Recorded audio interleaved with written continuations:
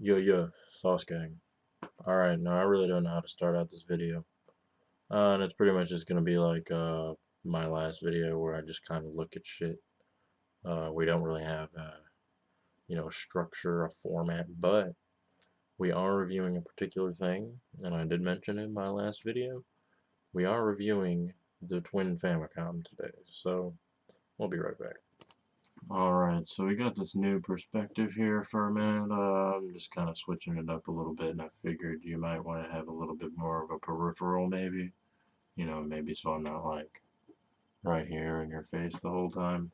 Here's the system, by the way. Might as well get to that, because that is kind of the point. This is the Twin Famicom. I know, it's beautiful. It's absolutely magnificent. Never seen anything like it. Now, whenever you see pictures of it, it looks larger, but it's a lot denser than it. It's denser and smaller. It's very strange how that once you actually have it in your hand. Now I'm just gonna call out the elephant in the room. Okay, why is there a fucking disk drive on it? I'll get to that in a minute. That's over here. I'm sorry, it's mirrored. So I'm a big dum-dum. But we also, of course, have the cartridge bay, which is locked. So I do a little bit of magic right there. A little magic trick, a little party trick. Don't mean to burst. Also, the controllers are actually wired to the back of the console. Jesus Christ, this is a disaster. This is a disaster of a shoot, Jesus. But here we go. This is the controller for a Twin Famicom, alright? Now, it's not that dissimilar to a normal Famicom, which I probably should have already talked about. But we'll get there, alright? I'm just doing a quick overview before we get into the sauce. Second controller, it ain't got no start and select buttons, but it has a microphone. I don't think the microphone on this works. It makes a very bad sound when I turn it on. But I paid a good price for this. Alright, now I'm going to actually get into a little bit of in-depth on what this bad boy really is. So, alright, let's go. Number one, what is a Famicom? Alright. Famicom is the Japanese version of the NES, which is the family computer. That's what Famicom is short for. Called it the family computer in Japan. Came out in '83, I believe. And cartridges look like this, because this is one. This is Balloon Fight. This is from '84. I think it came out in '85, '86 here in North America. It's kind of sketchy with the release dates here because the release of the NES kind of came at a few different launches here in the U.S. But now, let's get to the main thing. You might be like, well, I remember the NES and there wasn't a fucking floppy disk drive on the front of it. Well, let me show you what those are. Alright, I got a couple of those. First one I'm going to show off, this is the best selling on the system. Mario 2, Mario Brothers 2, Super Mario Brothers 2. It's the original sequel to the original Mario Brothers, which I can't get out and show you. It's on a combo cart in the NES, which I'm actually using to prop up my computer, make the NES useful for once. Here, let me show you one of these discs. And each of these are a different variation, I guess you would say, on the types of games you could play on these. And I'll show you what I mean by that. But this is Super Mario Brothers 2. And then on the back side, we have volleyball, which is pretty neat. And so, if you put it in with this side facing up, you'll play Mario Brothers 2 and you flip the other way, and you'll play volleyball. Which is quite neat. And you can also rewrite these discs. You can even do it from a Twin Famicom or Famicom disk system. I should have actually got into that before I got into the games. But now I have to go through all the games, because that's what I have to do. The next game I have here is Golf US Course. It's like Family Computer Disk System Golf US Course, I believe is like the full name. These discs are special because they were used in these special kiosks in which you would put the disc into the kiosk and it would fax your high score data and all that stuff. to Nintendo, and if you won, if you had the highest score or whatever, they would send you something. They would send you like a gold Punch-Out cartridge or whatever. And these ones were blue, and they had a shutter on them that went both ways.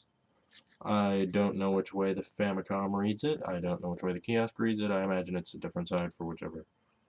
But this game is on both sides. You have to flip the disc while you play the game, which is not dissimilar to my next game, and is my last disc system game that I actually have right now. Because these are a little difficult to get a hold of. Not really, but they just take a minute. The Legend of Zelda 2. Now this one is quite interesting because I have the manual of this as well. So there's a lot here. I think this was $50, but it's the original Zelda 2, which I don't believe actually got a cartridge release in Japan. So the only way to play Zelda 2 in Japan on legitimate hardware was on a disc that looked like this, you know, which I think is pretty neat. Then you got the backside, because this is a pretty big game. You know, the original launch title for it was The Legend of Zelda, the first one. And also, all of them, I'm pretty sure, even the blue one, have these wax sleeves that go over it, because you'll notice that they don't have a shutter on the yellow discs. So, I've never seen these discs. I mean, I have, but it's very rare that I'll see these discs for sale without any of the, at the very minimum, like this. The casing with, you know, the bare minimum stuff. Alright, we'll get out the manual now.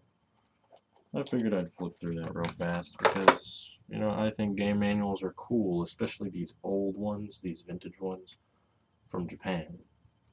You know, like, there's a lot of cool stuff in here. Like, you know, we got a map of Hyrule in Japanese, of course. I can't read that shit. We got a whole, like, story readout here. You know, I'm going backwards, but whatever. And look, there's even some of the stickers still in here. I mean, come on.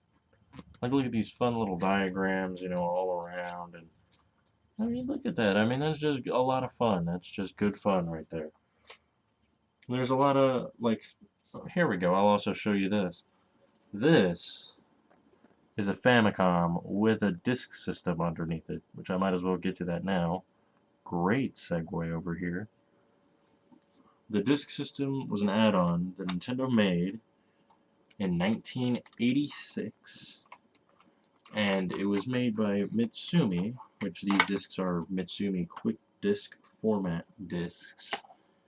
And Mitsumi also made the Famicom hardware in Japan, so they already had good ties with the company. And, well, basically, there was a chip shortage, and chips were very, very, very, very expensive. And so they were like, well, discs are cheaper and they're rewritable. So they went with discs, and they did that up until 1990. But, you know, they really stopped kind of selling the discs, like, with other large titles exclusively, probably around 88 or so. Because, you know, Mario Bros. 3 didn't even get a disc system release, and that came out in 88 in Japan, or 89, I believe, one of the two. But basically, the disc system was a short-lived add-on for the Famicom that, yeah, it was pretty impressive. You know, it had better sound capabilities than the NES, which, you know, the Zelda 2 theme song, or not theme song, but title song, is a pretty good example of that. And also, this golf game, its main title theme is actually very impressive for 1987, I believe that is. But, you know, people bought this for Mario 2. That's why people bought it. There's also things like Metroid on it, and Castlevania, and all that stuff. And, you know, Zelda, you know, a lot of good stuff was on the disc system, but most people pretty much just bought it for Mario. And, I mean, that's pretty much the whole thing for this review. I didn't really know what all to talk about. But I will say, if you end up buying one of these, well, you know, I actually do know something else I need to mention. You saw the normal Famicom, but this is the one made by Sharp, and it puts both of them together. They're a little bit more expensive, a little bit harder to find, but I mean, they're worth the investment in my opinion. And if you do decide to get one of these, what you really need to know is that the belts will go out if they haven't already gone out. And you'll have to buy belts and you'll have to replace it. And they're a pain in the ass. They're not fun to replace. I mean, I haven't replaced any of them, but I've seen it done. And I mean, the belts aren't expensive, but it's just a pain. So be very wary whenever you buy one of these. If you buy one, make sure it's tested, because if you're unprepared, you're probably going to have a Famicom that, or a twin Famicom that, you know, it'll probably read cartridges fine. These things are pretty hardy, but the disk system probably won't work. They're very unreliable. But so far I haven't had any problems with this, and I've had this for a little over, I mean, probably close to 2 months now or something. I don't know. I'm not good at tracking time. But it's been pretty reliable. The build quality is good. Supposedly, Sharp used better quality capacitors in these than Nintendo did and Mitsumi did, I should say, on the actual Famicom or disk system. But yeah, there's really not that much more to say about it. But I will say, anyone who sees this video, if you have any information about, like, how many of these were made, these twin Famicoms, it doesn't have to be this specific, the AN500B or whatever. It doesn't have to be that, but I cannot find a specific number, and I could not figure out if... I know that 4.4 million disk systems were sold. I don't know if these are included, or if it's only referring to the ones manufactured by Nintendo and Mitsumi, or I don't know. But if anyone has any information about how many of these things were made, I'd like to know. But anyway, that's pretty much about it for the video. I'm just kind of me rambling about the twin Famicom, and the disk system's pretty cool, and that more people should get them. So that's about it. See ya.